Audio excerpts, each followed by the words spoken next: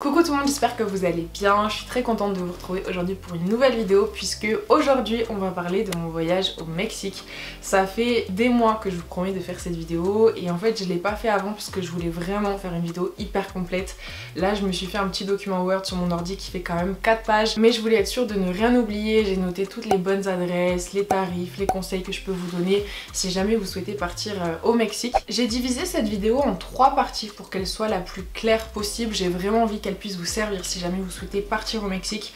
N'hésitez pas à prendre des notes d'ailleurs, je sais que ça fait un petit peu scolaire et tout, mais en vrai je pense qu'il y a peut-être des informations qui vont vous servir et vous être utiles, donc n'hésitez pas à les noter au fur et à mesure pour ne rien oublier, des bonnes adresses que vous aimeriez tester et tout, peu importe. Donc dans un premier temps je vous parlerai de notre voyage.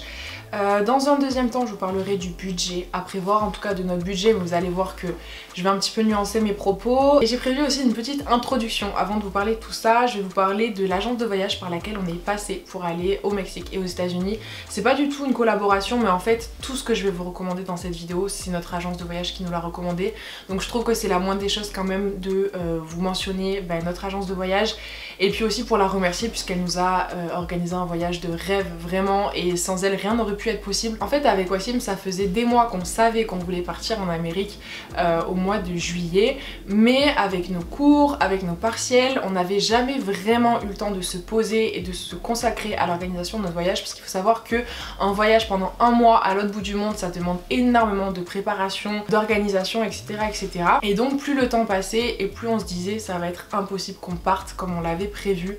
On est arrivé au mois de juin, on n'avait rien, même pas un Airbnb, même pas un billet d'avion, rien du tout. Et en fait vraiment par hasard, Wassim est tombé sur le Instagram de Travel More and More.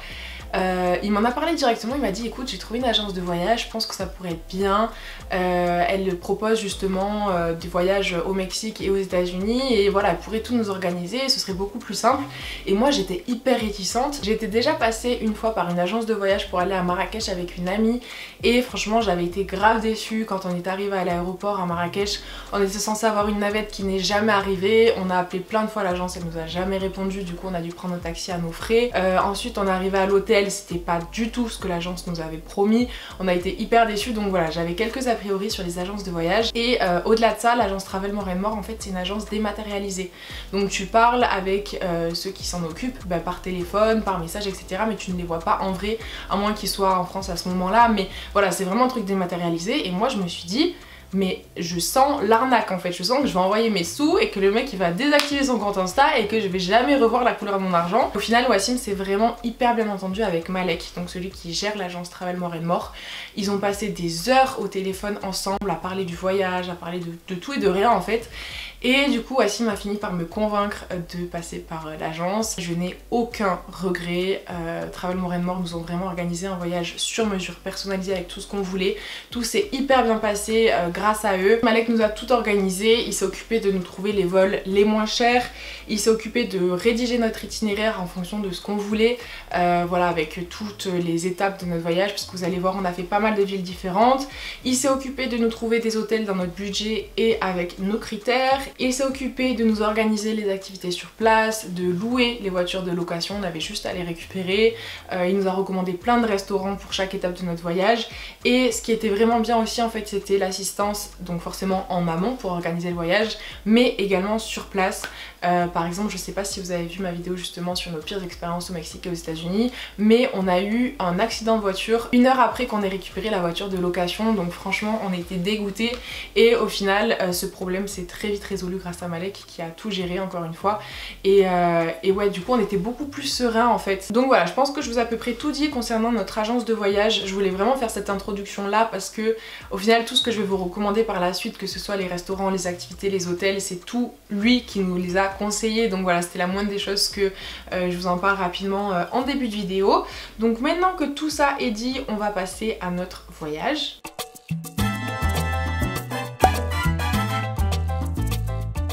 On a commencé notre voyage par 5 jours à Tulum. On voulait vraiment aller dans cette destination là puisque comme vous je pense on avait vu plein d'images trop belles sur les réseaux sociaux et tout, on voulait absolument y aller. On n'a pas eu de chance avec Wassim puisque quand on est arrivé à Tulum, la mer était envahie par les sargasses qui sentent très très fort et très mauvais, c'est même une odeur nocive pour la santé. Et en fait les algues sont vraiment partout dans la mer donc tu peux pas nager, et elles sont également sur les plages puisqu'elles viennent s'échouer, donc ça sent très très fort, ce qui fait qu'on n'a pas pu profiter du tout de la plage à Tulum quand on y est allé. On était vraiment dégoûtés parce que Tulum c'est connu pour ses plages de sable blanc, l'eau turquoise et tout, et on ne l'a pas vu du tout. Donc voilà, c'était un petit peu dommage. Après personne n'y est pour rien, c'est la nature. Mon avis général sur Tulum, franchement j'ai bien aimé Tulum. Après forcément j'étais déçue parce que je pouvais pas du tout profiter de la plage, mais vous allez voir qu'on a fait quand même plein de choses et on s'est pas du tout ennuyé au final. C'est une ville qui est très festive, il y a énormément d'ambiance, il y a beaucoup de touristes aussi, ce qui fait que la vie est très chère à Tulum. Donc je pense que c'est bien pour une étape de voyage si jamais vous souhaitez un petit peu sortir, faire la fête, aller dans des bars, des restos et tout. Mais je pense que c'est bien aussi d'aller dans d'autres villes moins touristiques pour découvrir le vrai Mexique.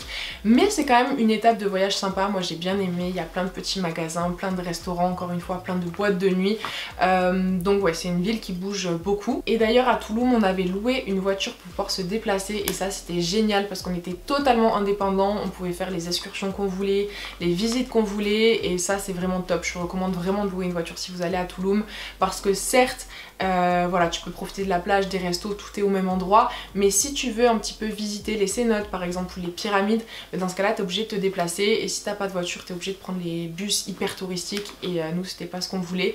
Donc voilà, on en a eu environ pour 500 € la voiture pour 10 jours. Concernant les activités et les adresses à Tulum, pour notre hôtel on est allé au Nahala Tulum qu'on a vraiment adoré, vraiment c'est un très très bel hôtel, il y a 2 piscines sur le toit, la restauration est très bonne, le personnel est hyper gentil, voilà, vraiment très très content. Donc pour 6 nuits on en a eu pour 550 €. Par contre petite anecdote, quand on est arrivé à Tulum, donc on est arrivé dans notre chambre, il faisait nuit, on est arrivé vers minuit, 1 h du matin, on est directement allé se coucher et le lendemain vers 6 h du matin on s'est fait réveiller par des bruits de travaux.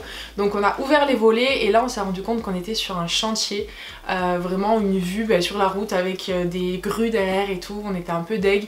Donc on est allé à l'accueil et j'ai demandé si c'était possible de changer de chambre. Je me suis dit qui ne tente rien à rien, s'ils refusent c'est pas grave, mais au moins j'aurais essayé. Ils ont directement accepté et ils nous ont mis dans une autre chambre qui était 1000 fois mieux. On n'a pas du tout été surclassé, c'est juste une chambre qui était mieux placée, elle était beaucoup plus grande, elle avait la vue sur l'intérieur de l'hôtel avec les jardins et tout, c'était franchement beaucoup mieux. Donc voilà, c'était le petit conseil que je pouvais vous donner. Si vous estimez que vous avez vraiment eu une chambre pas bien placée, n'hésitez pas à demander, vous avez rien à perdre. Et dans le meilleur des cas, vous aurez une chambre encore mieux par la suite. Au niveau des cénotes, on en a fait vraiment beaucoup au Mexique et à Tulum notamment, il y en a plein des très très belles. Mais vraiment les cénotes, c'est un de mes meilleurs souvenirs du Mexique, c'est tellement grandiose. Concernant nos cénotes préférées, on a adoré la cénote Chuha, qui est une cénote souterraine. En fait c'est comme une grotte avec de l'eau dans laquelle tu peux te baigner, l'eau elle est transparente. Alors certes elle est un peu froide mais ça fait du bien, ça rafraîchit. Et ouais, c'est vraiment magnifique. Ensuite la cénote Multum A, celle-ci aussi on l'a bien aimée. Elle est hyper profonde et elle est totalement sous terre. Tu dois descendre des escaliers pendant peut-être 4-5 minutes, donc c'est vraiment très profond. Et la cénote aussi est hyper profonde. Moi personnellement j'ai pas osé me baigner parce que ça me faisait un peu flipper en vrai, mais c'est vraiment quelque chose à voir, c'est un truc incroyable à vivre. La cénote Dos Oros, c'est l'une des plus connues aux alentours de Tulum, elle est très très belle. En fait ce sont 2 cénotes séparées, d'où le nom de Dos Oros, donc 2 yeux. L'eau est incroyable, celle-ci c'est pas des cénotes totalement souterraines, en fait c'est des cénotes à la surface de la terre avec une petite grotte par dessus. L'eau est magnifique, elle est bleu turquoise, elles sont hyper bien aménagées, en plus de ça il y a des petits pontons, on peut faire de la plongée, par contre elles sont hyper touristique, donc je vous conseille vraiment d'y aller tôt le matin si vous souhaitez être seul, et ça vaut pour toutes les cénotes d'ailleurs parce que toutes les cénotes sont assez touristiques. Je sais plus si je vous l'ai dit, mais du coup la cénote Dos Oros c'est 14 € l'entrée par personne. Tout est payant au Mexique, même les cénotes. Moi je pensais que les cénotes c'était librement accessible alors que non, tu dois payer à l'entrée pour pouvoir rentrer. Et la dernière cénote qu'on a beaucoup aimée c'est la cénote Calavera, celle-ci est à 4 € l'entrée par personne. Elle est différente des autres parce que celle-ci est vraiment à la surface de la terre. En fait t'as la terre et hop t'as un trou et c'est la cénote cénotes. Elle est directement accessible en fait depuis le sol, je sais pas trop comment vous expliquer. Et elle est hyper bien parce qu'on peut sauter dedans en fait, il y a plein de jeunes et tout. On a aussi visité les pyramides de Koba, en fait c'est des vestiges de pyramides mayas et c'était trop chouette à faire. Vous pouvez louer des vélos sur place pour faire le tour parce que c'est quand même un domaine assez grand. Mais ouais, franchement c'était trop sympa à voir, c'était les premières pyramides mayas que je voyais de ma vie. Au niveau des adresses pour le petit déj, je vous recommande vraiment Del Cielo, il y a énormément de choix, c'est des trucs assez naturels, des smoothies, des bols composés et tout, hyper bon pour le petit déjeuner. Pour le midi, on a beaucoup aimé l'hôtel Mi Amor, en fait vous pouvez y aller pour manger, même si vous dormez pas dans l'hôtel, et c'est un restaurant en bord de mer avec des lits en baldaquin, il y a une énorme piscine, il est hyper bien placé en fait avec une très belle vue sur la mer, donc n'hésitez pas à aller faire un tour si jamais vous êtes sur place. Et pour le soir, j'ai deux adresses à vous recommander qu'on a beaucoup aimé, totalement opposées l'une de l'autre. Le premier c'est le Habitas Tulum, en fait c'est un hôtel qui fait aussi bar-restaurant, nous on y allait pour boire un verre en fin de journée quand il y avait le coucher de soleil et le cadre est magnifique. En fait c'est un hôtel qui est caché donc il y a très peu de monde qui connaît l'adresse et qui y va. Franchement je saurais même pas comment vous décrire l'ambiance qu'il y avait sur place, c'était tellement agréable. En plus quand on y allait il y avait personne donc on a vraiment parlé avec les serveurs. Il y a aussi un hamac entre deux palmiers et si vous voulez un restaurant avec beaucoup d'ambiance, on a adoré le Mamadzita. Alors par contre c'est un restaurant qui est très cher et ils ont pas mal de petites manigances en gros pour te faire payer plus. Par exemple quand on est arrivé ils nous ont proposé un truc comme si c'était un cadeau de la maison, du coup on l'a pris normal et en fait on s'est rendu compte à la fin qu'ils nous l'avaient facturé. Donc voilà, faites attention parce que c'est un peu un attrape-touriste en vrai, mais par contre au niveau de l'ambiance c'est incroyable. Il y avait une chanteuse qui chantait des chants mexicains, il y avait un DJ, il y a aussi des serveurs qui viennent préparer des plats devant vous. Par exemple nous on avait commandé du guacamole et le monsieur est venu nous le faire devant nous. Au niveau des conseils que je peux vous donner à Tulum, le premier ce serait de faire hyper attention sur la route parce que le code de la route n'est pas le même au Mexique qu'en France je pense. Les gens roulent un petit peu n'importe comment et en plus de ça les routes sont très peu éclairées, voire pas du tout éclairées, donc c'est assez compliqué de conduire la nuit, sachant que je sais pas si vous avez vu ma vidéo du coup nos pires expériences au Mexique et aux États-Unis, mais il y a énormément de dodanes et en fait certains de ces dodanes ne sont pas indiqués donc ça peut être hyper dangereux. Nous avec Wassim on a eu un accident dès qu'on est arrivé à cause d'un dodane qu'on a pris trop vite parce qu'on ne l'avait pas vu. Tout devrait bien aller si vous faites attention. Le deuxième conseil que je peux vous donner, je vous en ai déjà parlé un petit peu tout à l'heure, mais c'est de faire les trucs le matin, surtout les endroits qui sont les plus touristiques comme les cénotes ou les ruines par exemple. Si vous souhaitez être seul sur le lieu et pas avoir trop de touristes, le mieux c'est d'y aller tôt le matin même si ça pique et qu'on a envie de dormir, c'est la meilleure des façons de profiter au maximum. Aussi je voulais vous dire que le dimanche c'est le jour de repos des Mexicains et généralement ils ont des entrées gratuites pour les cénotes, les ruines etc. donc évitez les excursions ce jour là si vous voulez pas avoir trop de monde. Il y a l'une des 7 merveilles du monde qui se trouve au Mexique, c'est la Chichen Itza. On voulait absolument aller la voir avec Wassim, malheureusement pile le jour où c'était prévu je crois qu'on avait eu un problème de voiture ou quelque chose comme ça donc on n'a pas pu y aller et je vous jure que je regrette parce que ça a l'air magnifique, je l'ai vu récemment encore dans les stories de Romy. Donc voilà, si vous avez l'occasion n'hésitez pas à y aller, apparemment c'est vraiment incroyable, c'est l'une des 7 merveilles du monde donc je pense que ça doit l'être. Si ça vous intéresse, pour convertir les devises on utilisait l'application XE qui est géniale parce que du coup au Mexique la monnaie est en pesos et on a un petit peu du mal à se rendre compte de ce que ça équivaut en euros, donc cette application elle est vraiment géniale. Et également l'application Maps.me qui vous permet en fait d'avoir un GPS sans avoir internet, il faut juste que vous téléchargiez les cartes au préalable et après vous pouvez utiliser le GPS sans internet. Donc voilà, ça c'est vraiment top, c'est les deux applications que je vous recommande de télécharger avant d'aller au Mexique. Ensuite on est allé à Bacalar, on y est resté 3 jours, c'est une ville qui se situe environ à 3-4 heures de route en voiture de Tulum. D'ailleurs c'est pour ça aussi qu'on avait loué une voiture, c'était pour pouvoir faire nos différentes étapes en voiture sans avoir besoin de trouver un taxi ou un bus ou peu importe. Mon avis général sur Bacalar, j'ai énormément aimé, c'est une ville qui est juste magnifique et hyper reposante parce qu'il y a beaucoup moins de touristes qu'à Tulum, ça n'a rien à voir, c'est beaucoup plus typique et surtout en fait il y a une énorme lagune qui se trouve à Bacalar qui s'appelle la lagune Las Siete Colores, donc la lagune aux 7 couleurs. Au niveau des adresses et des activités à Bacalar, on a eu un énorme coup de cœur sur le logement qu'on avait pris. C'est pas vraiment un hôtel, en fait c'est plein de petites cabanes dans les arbres au bord de la lagune, juste génial, vraiment c'était tellement reposant. Le matin il y avait des petits oiseaux qui chantaient et tout, c'était vraiment trop sympa. On y restait donc 3 nuits et ça nous a coûté environ 300 €. Au niveau des activités, on a fait un tour de catamaran avec la compagnie Magic Bacalar. C'était un tour de 3 heures. On en a eu pour 76 € pour 2 avec repas. C'était vraiment un catamaran entre guillemets privatif. Alors c'était pas un gros truc, c'était vraiment un petit catamaran, mais c'était génial parce qu'on était seul avec Wassim sur le catamaran avec le guide qui s'appelait Carlos. Il était trop gentil, on a parlé pendant 3 heures, il nous a expliqué toute l'histoire de la lagune avec les pirates, il nous a parlé de la faune, de la flore, on a vraiment tout exploré, c'était trop bien. Le dernier jour on avait loué un jet ski, ça aussi c'était génial pour découvrir la lagune. Je sais plus exactement combien on avait payé de tête, il me semble que c'était 60 € pour 1h30, mais peut-être que je me trompe. Par contre, si je peux vous donner un conseil, ce serait de louer votre jet ou de faire votre activité nautique sur la lagune en milieu d'après-midi, puisque c'est là où le soleil est pile en haut, donc l'eau elle est transparente et c'est trop beau. Toujours à Bacalar, un de nos plus gros coups de cœur, ça a été Los Rapidos. Je vous mettrai des images à l'écran. En fait, c'est une partie de la lagune où il y a énormément de courant, l'eau est très claire et voilà, c'est vraiment incroyable. Il y a des gens qui font ça en kayak, il y a des gens qui font ça en paddle. Nous on y est juste allé à pied et on s'est baigné à cet endroit là. C'était vraiment magnifique. L'entrée est à 4 € par personne et en plus un tout petit peu plus loin il y a une mangrove, on peut se baigner à l'intérieur, l'eau est claire, l'eau est propre, c'est des paysages vraiment magnifiques. À Bacalar on a aussi beaucoup aimé la cénote Cocalitos. C'est une cénote en fait qui est accrochée à la lagune, mais c'est une partie où l'eau est vraiment hyper transparente avec du sable blanc et tout. Et c'est hyper bien pour se reposer puisqu'en fait il y a des hamacs dans l'eau, il y a des balançoires, enfin c'est vraiment un endroit paradisiaque et hyper reposant. Et pour finir avec Bacalar, pour manger, j'ai 2 endroits à vous recommander. Le premier c'est le Nao Bacalar où on est allé manger un soir avec Wassim, on avait pris des sushis et c'était délicieux, vraiment on a adoré. Et pour finir, Los Aluxes, on y allait en fait manger un midi. La nourriture honnêtement était pas incroyable, mais par contre ce qui est génial c'est qu'une fois que tu as mangé dans le restaurant, tu peux rester toute l'après-midi. Il y a par exemple des petites cabanes sur l'eau, il y a des balançoires, il y a des hamacs et tout, et ça c'est vraiment génial. C'est un lieu encore une fois hyper paradisiaque.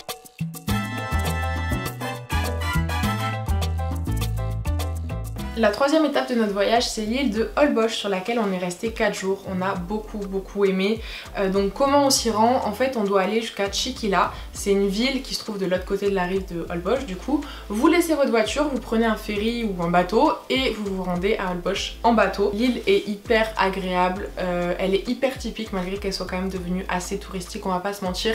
Mais c'est pas non plus comme las Islas Mujeres, tu vois, c'est un peu moins touristique. Et d'ailleurs pour la petite anecdote, il n'y a pas de route sur l'île et pas de voiture, en fait c'est que des chemins en terre, on peut se déplacer en buggy ou en quad, sauf que quand il pleut du coup la ville devient une énorme flaque géante avec plein de boue, mais je trouve que c'est ce qui contribue à rendre, à garder cet esprit assez typique en fait. Sur l'île il y a plein de restaurants de partout, il y a des bars dansants le soir, il y a beaucoup d'ambiance, c'est génial. Les plages sont magnifiques, mais vraiment magnifiques. En fait on dirait un peu le paradis tu vois, avec le sable blanc hyper fin, les cocotiers, l'eau elle est transparente, elle est chaude, c'est vraiment trop cool. Et le soir vous avez des couchers de soleil magnifiques. Au niveau des plages vous en avez pour tous les goûts. Si vous voulez des plages sauvages vous avez juste à aller un petit peu plus loin à vélo ou à buggy et vous avez des plages sauvages avec personne. Si vous restez plus sur le centre, il y a des plages plus touristiques avec plus d'animation, etc. Au niveau des adresses et des activités, on a logé à l'hôtel le Maria Carlota. Alors cet hôtel, on va dire que c'est celui qu'on a le moins aimé du voyage. En fait, il est hyper moderne, mais justement un peu trop moderne. Par exemple, il n'y a aucune fenêtre dans la chambre. Et ça, je sais que moi, je trouve ça hyper stressant, surtout quand on est sur une île aussi magnifique que celle-ci. Tu vois, j'aurais juste envie d'ouvrir ma fenêtre et de voir la beauté des paysages. Donc voilà, c'est pas un hôtel à titre personnel que je vous recommande, mais après, ça dépend des goûts et des couleurs. J'ai une activité à vous recommander à Holbox qu'on a adoré avec Wassim. On a fait une excursion pour aller nager avec des requins-baleines et c'était incroyable, vraiment on a adoré. En fait les requins-baleines qu'on a vus c'est des espèces hyper rares, il y en a très peu dans le monde et justement Holbox c'est un des endroits où l'on peut les voir et nager avec. Après je tiens à vous préciser quand même qu'il y a toujours une probabilité que vous ne les voyez pas lors de vos excursions et dans ce cas là l'excursion n'est malheureusement pas remboursée. Après les guides nous ont dit que c'était quand même très rare de ne pas en voir, mais malheureusement ça arrive. Nous on a eu de la chance, on en a vu plein, c'était vraiment génial. c'est des baleines juste énormes qui font à peu près 100 fois ma taille je pense, si c'est pas plus. Et voilà, on nageait avec, c'était incroyable. Vraiment, j'ai adoré cette excursion. Elle dure environ de 8h du matin à 15h avec un repas compris et fourni le midi. C'est environ 160 € par personne. Et nous, on est parti avec la compagnie Willy's Tour. Et en plus de ça, le guide, c'est un Mexicain qui est marié avec une Française et du coup, il parle et comprend le français. Et ça, c'était top, par exemple, pour les explications un petit peu plus techniques qu'on n'arrivait pas forcément à comprendre en espagnol. Et ben, il pouvait nous traduire. Vraiment, on a adoré. Après, je vais être honnête avec vous, il y a eu quand même quelques trucs qui étaient un petit peu compliqués. Mais bien évidemment, quand tu mets les pour et les contre dans la balance, bien évidemment que l'activité en vaut le coup et en vaut la chandelle. Mais si je dois être honnête avec vous, quand même, c'est vrai que c'est un petit peu long le matin pour se rendre au requin-baleine. Je crois qu'on embarque à peu près à 7h30, 8h dans le bateau et pendant 3-4 heures, on navigue dans la mer. Donc au début, c'est cool parce qu'on est près des côtes. Mais quand on arrive en pleine mer, c'est assez compliqué. Il y a des énormes vagues et moi, je sais que j'avais grave le mal de mer et j'avais hyper mal au dos à force que la coque tape contre les vagues. Et en plus de ça, on a très peu de temps pour nager avec les baleines. En fait, si vous voulez, l'endroit où il y a les requins-baleines, c'est un endroit hyper touristique. Il y a plein d'autres bateaux de touristes qui viennent pour nager avec. C'est hyper réglementé parce qu'en fait, il y a déjà eu des décès malheureusement à cause de ça. Donc chaque bateau de touristes a le droit de faire nager 2 touristes à la fois avec le guide. Donc en gros, si vous voulez, sur le bateau, on était peut-être 8 ou 9 et on passait 2 par 2. Chaque groupe avait 10 minutes pour nager avec le requin-baleine. Donc voilà, c'est vrai que ça enlève un petit peu de charme à l'expérience puisque tu peux pas nager autant que tu voudrais avec les requins-baleines, donc c'est un petit peu moins cool. Mais après, voilà, je préfère que ce soit réglementé et qu'il n'y ait pas d'accident forcément. Par contre, le retour de la plongée, c'était incroyable aussi. Donc une fois qu'on a eu vu les requins-baleines, quand on est rentré, on n'est pas passé par le même chemin que l'aller. En fait, on a contourné l'île et on est passé par un endroit où il y avait des tortues de partout sous l'eau. C'était magnifique parce que l'eau était vraiment transparente et tu voyais les tortues, mais il y en avait de partout. Et en fait, on s'est arrêté manger sur une île qui s'appelait Cabo Catoche, je crois, si je dis pas de bêtises. C'est une île avec plein de palmiers, de hamacs et on mange du ceviche qui est fait du coup par nos guides. Pour manger à Holbox, je vous conseille le pineapple pour les petits déjeuners et les déjeuners. C'est excellent. Carrément, j'avais pris 2 plats tellement c'était trop bon. Je vous conseille aussi le Maï Holbox. C'est les meilleurs burgers aux crevettes qu'on ait mangé de notre vie, vraiment incroyable. Et pour le soir, au coucher de soleil, on vous conseille l'hôtel Mythos Rooftop. En fait, c'est un rooftop qu'il y a au bord de la mer. Alors honnêtement, ne prenez pas à manger parce que c'est vraiment pas bon. Pourtant, je pensais pas que c'était possible de faire des pâtes pas bonnes. Mais n'hésitez pas à juste prendre un verre sur le rooftop pour avoir la vue avec le coucher de soleil qui se couche derrière la mer. C'était vraiment magnifique. Vous avez même une piscine sur le toit si vous souhaitez vous baigner. Et pour finir, si vous souhaitez danser le soir, je vous conseille d'aller au Hot Corner qui se trouve pareil dans le centre de Holbox. Il y a énormément d'ambiance, il y a plein de gens qui dansent, il y a de la musique, il y a des lumières rouges et tout, c'est vraiment incroyable. Et pour finir avec mes conseils sur l'île de Holbox, je vous conseille vraiment, et c'est même pas je vous conseille en fait, c'est je vous ordonne de prendre de l'anti-moustique sur l'île. Il y a des moustiques de partout et en plus de ça, c'est pas les moustiques de France. Là-bas, c'est vraiment des moustiques de 1, ils te courent après et Wassim pourra le confirmer. Je me suis fait courser pendant 2 km par un moustique qui voulait pas me lâcher, il allait même pas sur Wassim, il allait que sur moi. Les moustiques là-bas font super mal, je sais pas, j'ai l'impression qu'ils te mangent la peau, ça fait archi mal, donc vraiment prenez de l'anti-moustique.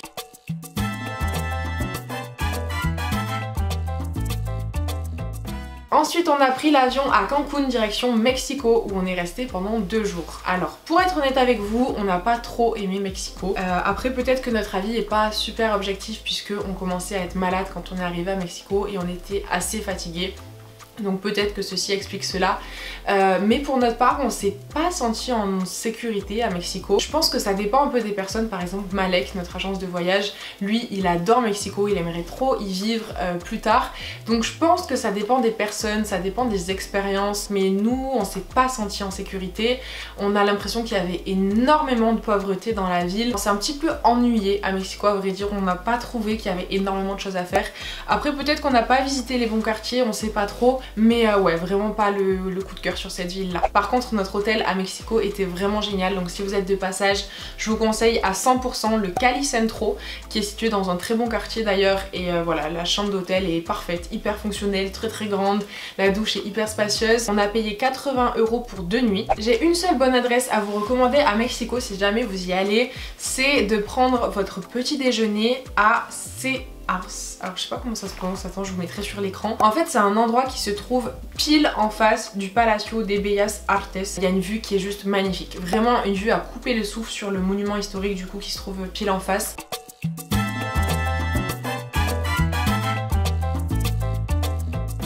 Avec la dernière étape de notre voyage, on est allé à Las Grutas de Tolantongo pendant 2 jours. C'est un endroit qui se situe à environ 4h30 de route de Mexico City, donc c'est pas la porte à côté. Croyez-moi, le voyage je l'ai senti passer. Après c'est moi qui conduisais, donc j'ai pas le droit de me plaindre. Donc l'entrée est à 13 € par personne et vous avez des hôtels et des chambres d'hôtes sur place, donc vous pouvez dormir sur place parce que 4h30 de route, tu peux pas y aller le matin et revenir le soir. Si jamais tu loges par exemple à Mexico City, c'est beaucoup trop précipité. Pour vous expliquer, en fait les Grutas de Tolantongo, ce sont des petites piscines artificielles. Moi au début je croyais totalement que c'était des vraies parce qu'en fait elles se fondent hyper bien dans le décor.